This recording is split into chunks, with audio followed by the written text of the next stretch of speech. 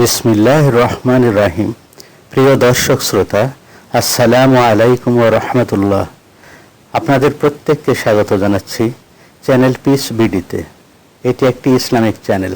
প্রিয় দর্শক, আপনিও চ্যানেলে সাবস্ক্রাইব করার মাধ্যমে ধর্মীয় বাণী প্রচারে সহযোগিতা করে সদকা জারিয়ার কাজে সহযোগিতা করতে পারেন। এবারে আসি ভিডিওটির মূল বিষয়ে। সম্মানিত শ্রোতা, এখন আমরা জানব কোন তিনটি বিশেষ গুণ আয়ত্ত করলে পূর্ণ ঈমান লাভ করা যায়। আম্মার রাদিয়াল্লাহু আনহু বলেন, তিনটি গুণ যে আয়ত্ত করে সে পূর্ণ ঈমান লাভ করে। সেই তিনটি গুণের মধ্যে এক নম্বরটি হলো নিজ থেকে ইনসাফ করা, 2 নাম্বার হলো বিশ্বে সালামের প্রচলন এবং 3 নাম্বার হলো অভাবগ্রস্ত অবস্থায়ও দান করা।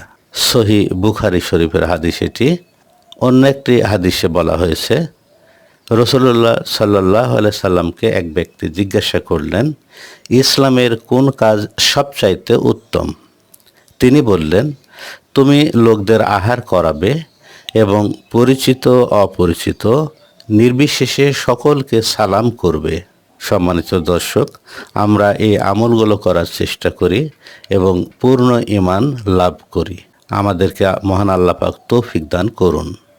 প্রিয় দর্শক, আশা করি ভিডিওটি শেয়ার করে এবং চ্যানেলটিতে সাবস্ক্রাইব করে আপনিও অশেষ সওয়াবের ভাগী হবেন। আল্লাহ হাফেজ। আসসালামু আলাইকুম ওয়া রাহমাতুল্লাহ।